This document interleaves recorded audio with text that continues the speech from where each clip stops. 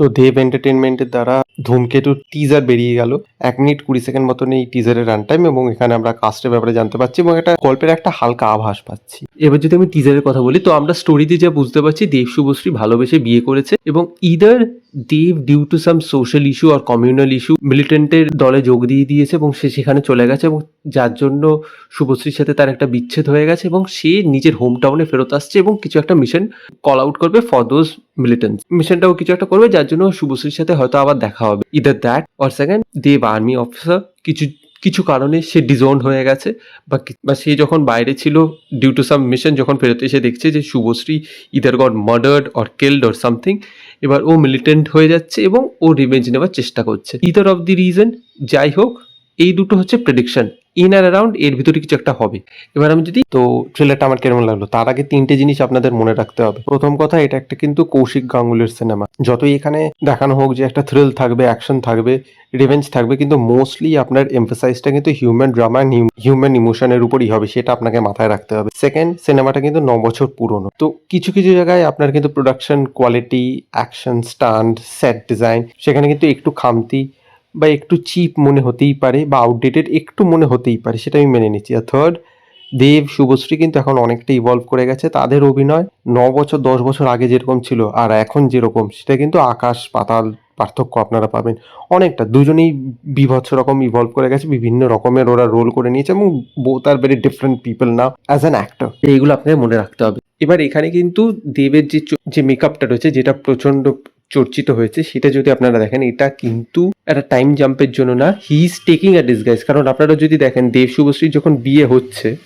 ওই শটটা যদি আপনারা দেখেন, ওই শটে কিন্তু পরিষ্কার দেখতে পাচ্ছেন রুদ্রনীল ইন হিজ 30s। দেব যখন পুশ আপ মারছে ওই বৃদ্ধ বয়সে, তখনও দেখাচ্ছে রুদ্রনীলের কিন্তু বয়স বেশি একটা বাড়েনি।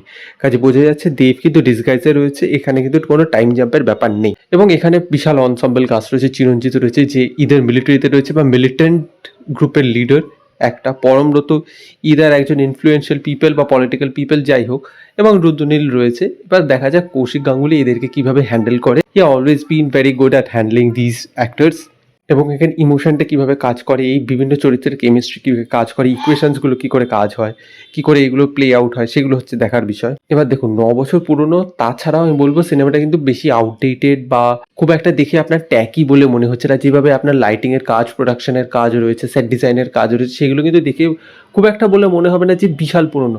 আজকালকার বাংলা সিনেমা যেরকম স্ট্যান্ডার্ড ছিল, সেই স্ট্যান্ডার্ডটাই কিন্তু মেনটেন রয়েছে। তো আইদার বাংলা সিনেমা ইভলভ করেনি, বা this was ahead of his time look and production design wise. তো ইদার অফ দি টু। হ্যাঁ, একটা আপনার লাস্টের সিন হচ্ছে, সেখানটা একটু অ্যামারেচারিশ লেগেছে, বাট ঠিক আছে, সেটা গিভ অ্যান্ড টেক মেনে নেওয়া যায়। তো সেটা হলো, এবং দেখতে এবং কেমিস্ট্রি অনুযায়ী দেব আর শুভশ্রীকে যথেষ্ট ভালোই লাগছে। I have no issues with that. এবার এখানে ইমোশনটা কিভাবে কাজ করে এবং এখানে মিউজিকের কাজ কিভাবে হয়, কারণ আমরা সবাই জানি দেব আর শুভশ্রীর ওই যে সোয়েটার পর একটা সিন রয়েছে, দেব সাইকেল নিয়ে শুভশ্রীর সাথে হেঁটে যাচ্ছে, ওখানে কিন্তু একটা অনুপম রায়ের গানের কথা ছিল এবং সেটার একটা গ্লিমসও বেরিয়ে গিয়েছিল যখন এটা শ্যুট হচ্ছিল।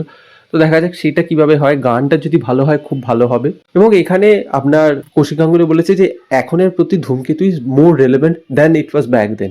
তো এখানে কি করে ইউথদের ব্রেন ওয়াশ করা হচ্ছে, ইউথরা কি করে মিলিটেন্ট হয়ে যাচ্ছে, সেই সমস্ত কি করে দেখানো হয়, কারণ ওই অ্যাঙ্গেলটা তো থাকবেই। তো সেটা কিভাবে হয়, এবং ইমোশনসগুলো আমি যেটা বললাম, ইমোশনস কত ভালোভাবে এখানে প্লে আউট হয়, তার উপর পুরো সিনেমাটার কিন্তু ইকুয়েশন নির্ভর করছে। এবং দেব যেহেতু এরকম ড্রামা সিনেমা করে নিয়েছে with some glimpses of actions, সেই জন্য অডিয়েন্স কিন্তু এই রোলে দেবকে আরও বেশি ভালোভাবে এখন খোলা হাতে অ্যাকসেপ্ট করতে পারবে।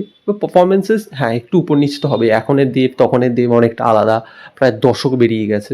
তো সেইগুলো নিয়ে আমি খুব একটা কমপ্লেন করবো না, বাট হ্যাঁ, এখন অ্যাকসেপ্টেন্স রেট আরও বেশি পাবে দেব। এবার দেখা যাক সিনেমাটা কিরকম হয়। ট্রেলার এলে আরও আমরা বেটার গ্লিমসেস পাবো, আরও বেটার আউটলুক পাবো, আরও বেটার আন্ডারস্ট্যান্ডিং পাবো সিনেমাটার টোন, টোনালিটি, সেটিং এবং স্টোরি লাইন আপের ব্যাপারে। এটা just out and out, but আমার স্টোরি প্রেডিকশন কিন্তু অনেকটা এরকমই। তো আপনারা জানাবেন আপনাদের কি মতামত।